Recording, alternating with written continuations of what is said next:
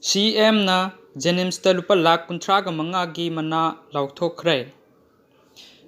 Manipur gi ahanba COVID-19 patient bu mai pakna layengna hotnabada Jnims ki medical team na chokthaba leitana lawkiba thogdang bu Chief Minister N Biren na thagatpa amadi ikai khumnaba utladuna patient asibu layengbada achauba thogdang lawkiba Jnims ki doctor sing nurse sing amadi paramedical staff singda lupa lakh 35 gi senpham reward oina piragani haina lauthokre. Manipur gi ahanba COVID-19 patient adubu thawai hakchang yaungna layengliba teambu lucingliba Dr. Uthan amasung Dr. Manoj Kumar Chief Minister na thagatpa phongdokpaga loinana patient asibu layengbada front line da thabak tawkiba singbu ikai khumnaduna sengi reward asi pinaba laingakna phirep lawbani haiki. State asigi doctor sing nurse sing amadi paramedical staff singi top talent amadi potential leijai haina su Chief Minister na singthaki. Chief Minister N Biren na ngasi video gi kuthangda Manipur miyam da piba mahaki paujelda mathaki wafam asi phongdokladuna mahakna hai. Aikhoi punna COVID-19 gi mayokta lanthengmina si soidana mai pakani. Haujikki oirakliba phibam asida tamthiraba laichat asidagi aikhoi gi miyam gi punsi kannaba hotnaba haibasina laingaki ahanba pandamni. Laingakna laichat asi sandorakpa thingnaba laukhatliba thorangsinda miyamnasu mapungphana mating pangbiu hainasu Chief Minister na appeal tawki. Chief Minister na hai state asigi oina medical equipment sing maru oina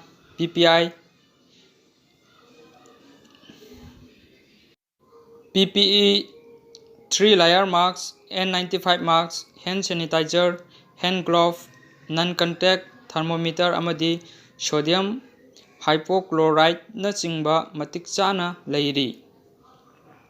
Leibak asida COVID-19 laichat leptana sandurakliba asigi phibam yenglaga leibak chenba thungna chathariba lockdown asi numit kharani di sangdorakpa yai hainasu Chief Minister na phongdokhi.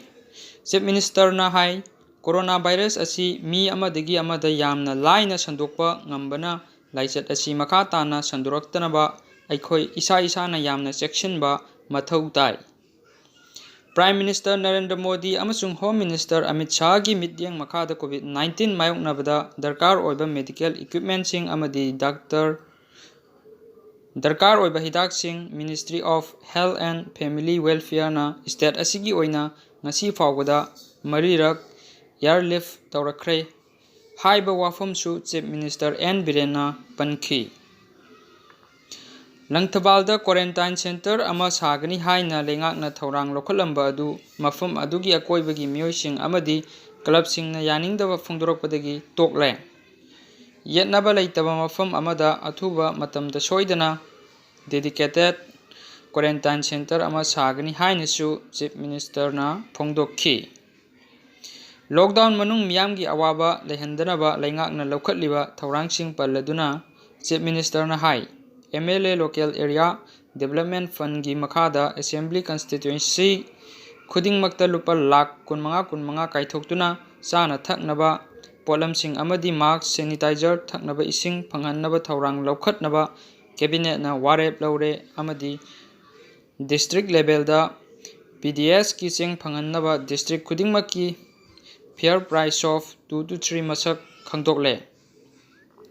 State asida leiriba Indira Gandhi National Old Age Pension Scheme, Indira Gandhi National Widow Pension Scheme amasung Indira Gandhi National Disability Pension Scheme gi beneficiary lising hompunithoi romda ex gratia gi senfam phanghanaba lupa lakh 310 rom release tawkhre. Aduga Manipur Old Age Pension Scheme gi makhada beneficiary singda tha 33 gi senfam athuba matamda pithoklagani.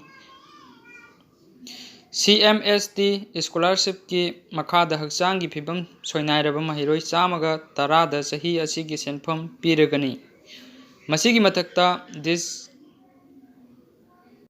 CMST caregiver gi makhada hakchang gi phibam tongalaba miyoi 9,900 humdraga mapanda ꯑꯦꯂꯣꯋꯦꯟꯁꯀꯤ ꯁꯦꯟꯐꯝ ꯑꯊꯨꯕꯗ ꯄꯤꯊꯣꯛꯂꯒꯅꯤ ꯍꯥꯏꯅꯁꯨ chief minister and ꯕꯤꯔꯦꯟꯅ ꯐꯣꯡꯗꯣꯛꯈꯤ꯫ ꯍꯧꯖꯤꯛ ꯂꯩꯔꯤꯕ ꯐꯤꯚꯝ ꯑꯁꯤꯗ ꯀꯥꯡꯂꯨꯞ ꯃꯔꯛꯇ ꯎꯪꯈꯠꯅꯕ ꯋꯥꯍꯩ ꯋꯥꯇꯥ ꯑꯃꯗꯤ ꯚꯤꯗꯤꯑꯣꯅꯆꯤꯡꯕ ꯁꯣꯁꯤꯌꯦꯜ ꯃꯤꯗꯤꯌꯥꯗ ꯊꯥꯗꯣꯛꯇꯅꯕꯁꯨ ꯆꯤꯐ ꯃꯤꯅꯤꯁꯇꯔꯅ ꯑꯄꯤꯜ ꯇꯧꯈꯤ꯫ ꯆꯨꯔꯥꯆꯥꯟꯄꯨꯔꯗ ꯁ꯭ꯇꯦꯠ ꯃꯦꯗꯤꯀꯦꯜ ꯀꯣꯂꯦꯖ ꯑꯃ ꯍꯥꯡꯕꯗ ꯁꯦꯟꯇꯔꯅ ꯌꯥꯅꯤꯡꯕꯒꯤ ꯏꯪꯒꯤꯠ ꯄꯤꯔꯛꯂꯦ ꯍꯥꯏꯅꯁꯨ ꯆꯤꯐ ꯃꯤꯅꯤꯁꯇꯔ ꯑꯦꯟ ꯕꯤꯔꯦꯟꯅ ꯐꯣꯡꯗꯣꯛꯈꯤ꯫